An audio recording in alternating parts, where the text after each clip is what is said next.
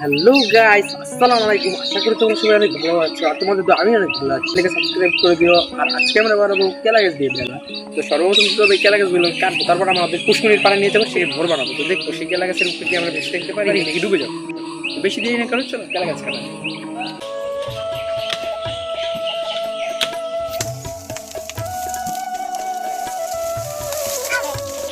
তো অবশেষে কেলা গাছটা কাটলাম।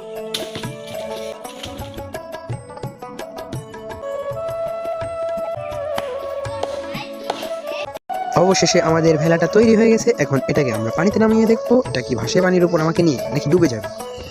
সবাই মিলে টান দিয়ে তারপর এটাকে পানিতে নামানোর চেষ্টা করছি। এখন অবশেষে এটাকে পানিতে নামাতে পেরেছি, দেখতেছি খুব ভালোই ভাসছে। তো এটা দেখে আমি এটার উপর উঠে গেলাম আমাকে নিয়ে।